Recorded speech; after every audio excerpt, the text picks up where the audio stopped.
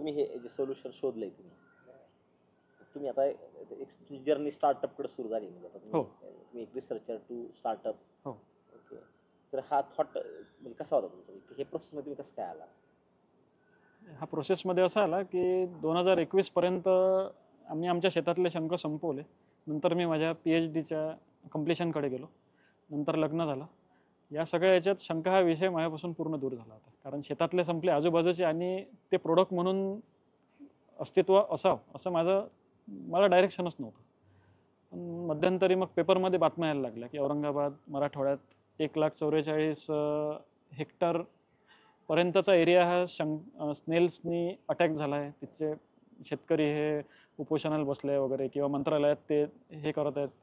आणि कृषी मंत्र्यांचं आश्वासन होतं की त्यांनी रिलीफ फंड पण दिला करोडो रुपये. हे वाचल्यावर वाटत होतं की आपण इथं असतो तर हे झालं नसतं, म्हणजे पीक वाचलं असतं, शासनाचे पैसे गेले नसते. पण प्रोडक्ट म्हणून मी त्याचा कधी विचार केला नव्हता. मध्यंतरी मला फोन यायचे की स्नेल्स आहेत, अटॅक होत आहे. माझ्याकडे ते मी बनवलं नव्हतं तेव्हा एक धामणगाव रेल्वेला कार्तिक देशमुख म्हणून आहे, त्यांनी मला रितेश पोपळघाट म्हणजे तुमचा नंबर दिला आणि यांच्याशी एकदा बोला असं सांगितलं. त्याच्याशी माझे असलेले संबंध, या संबंधामुळे मी तुम्हाला फक्त फोन केला की अरे माझ्याकडे असं असं होतं सर.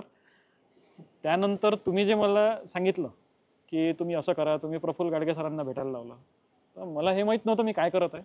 फक्त एवढं माहीत होतं की हे लोक चांगले आहे आणि हे जे सांगतात तेवढं करायचं. मग रक्षाबंधनचं निमित्त होतं तर मी आपल्या प्रफुल्ल गाडगे सरांना भेटायला गेलो. बहिणीकडे गेलो भाऊबीज चिखलीला आणि सरांना भेटायला गेलो. मग सरांचं मी सगळं ते ऐकलं. तेव्हा लक्षात आलं की रिसर्च फक्त पैसे कमवण्यासाठी नाही आहे. लोकांचं हे एक लोकांची सेवा आहे आणि आपल्यापर्यंत जर हे आलं आहे, आपल्याला जर याचं काही ज्ञान आहे तर हे लोकांपर्यंत पोहोचलं पाहिजे. पण माझ्याकडे डायरेक्शन नव्हती.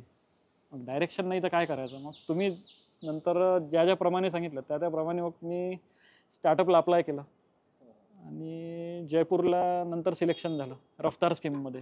हे रफ्तार स्कीम पण माझ्यासाठी एक सगळं नवीन होतं, कारण मी एक केमिस्ट्रीचा स्टुडंट होतो, केमिस्ट्रीचा प्रोफेसर आहे. आणि स्टार्टअप आणि ह्या सगळ्या गोष्टी खरंच म्हणजे PhD होण्यापर्यंतचा प्रवास वेगळा आणि स्टार्टअपमध्ये येण्याचा प्रवास हा खूप वेगळा आहे. ॲक्च्युली स्टार्टअप म्हणजे काय, एंटरप्रेनरशिप म्हणजे काय, याची पण मला माहिती नाही आणि बऱ्याचशा लोकांना माहिती नाही जे माझ्यासोबत आहेत. पण या सगळ्या गोष्टी माझ्यासाठी नवीन होत्या आणि मी त्या एन्जॉय केल्या. मी एक प्रोडक्ट म्हणून स्वतःचा विचार करायला लागलो, ते फक्त तुमच्यामुळे. आणि नंतर जयपूरला आपण स्क्रीनिंग झालं, जयपूरचं प्रेझेंटेशन झालं ॲग्रिकल्चर मिनिस्ट्रीच्या अंडर जे आहेत CCS नियममध्ये.